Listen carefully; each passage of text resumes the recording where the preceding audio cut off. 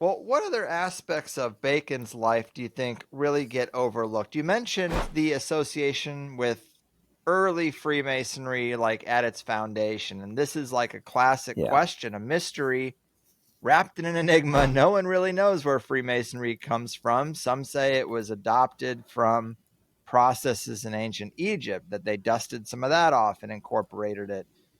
Who's to say? But what is the best evidence that Sir Francis Bacon did have some connection to the foundational blueprints of modern Freemasonry? So that's what I'm working on now. I'm going to have something on it very shortly.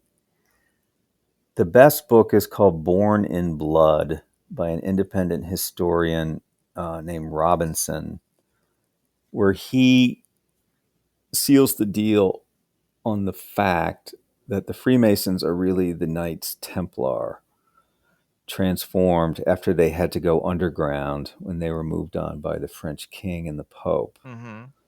The evidence is absolutely overwhelming. And then that ties in with the Gnostic take because the Templars had become Gnostic in the Middle East, particularly through their association with the Assassins, who were Islamic Gnostics.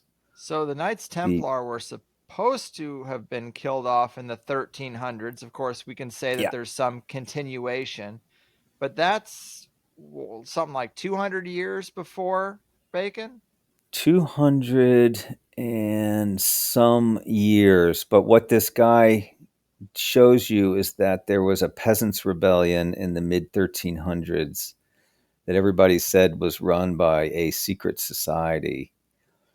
And he really details how this peasants' rebellion went against the Knights of Malta, the Knights Hospitallers, who had been given all the Templars' property. And then he shows you how all these words were French. So the Templars were only wiped out in France. In England, it took months before the king issued an order to disband the Templars. They were barely imprisoned and burned. In France, they were. They were wiped out in France, but nobody ever found their treasure. And there's overwhelming evidence they went to Scotland. And there's overwhelming evidence that the early Freemasons were in Scotland. So what Bacon did was add the third degree, which is a term they gave him the third degree we got from Freemasonry. The two early degrees were already in use, and they had glommed on to the building guilds and kind of used their um, terms. I'm rereading the book for the third time. I'm going to have this all down pat. They had, used the building trades as a front for the Templars, who did do a little bit of building, but this idea that the Masons were wandering guilds of stonemasons is false. There were no wandering guilds back in those days. You were wedded to the town you were from. You needed permission from the king to even leave your town. Cathedrals would take 100 years to build. They didn't need wandering stonemasons. So that's a total fiction. And the Templars, the evidence for that is in the language of Freemasonry, which I'm in my next episode 16, is going to be Bacon's influence on Freemasonry and the Gnosticism within it, which ties together the Egyptian angle, but also there's just tons of Judaica in Freemasonry and Gnosticism, which came out more later with the Scottish Rite and Albert Pike. He explicitly called Freemasonry Gnostic. So I'm detailing all of that now, but I'm fully convinced, and this has been rumor for hundreds of years, that the Templars turned into the Freemasons. And what Bacon did was add the third degree, which is the story of Hiram Abiff, who, it's very theatrical. It's very initiatory in terms of death and rebirth, just like the Eleusinian mystery is a death and rebirth ritual.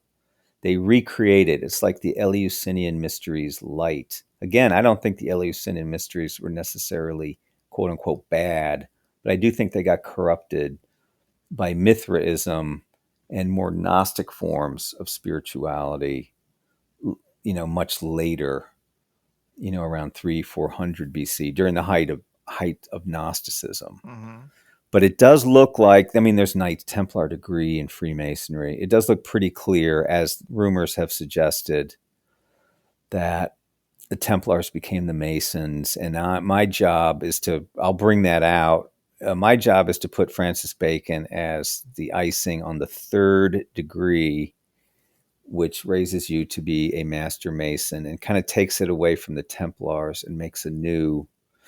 It's a religion. Freemason's really a religion, and it's brilliant and has a loose structure. There's no overarching central authority, really. Maybe there is, but there sort of isn't. It's really grown.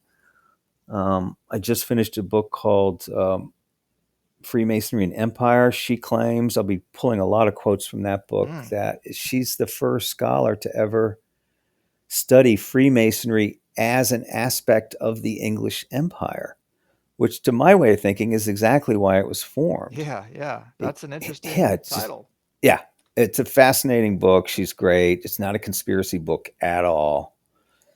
She's not like praising or denying. She's just stating like these men needed Masonry. It was like perfect for their lives and blah, blah, blah. But it went all over the world. Mm-hmm. And then there's tons of Freemasonry in the Shakespeare. There's tons.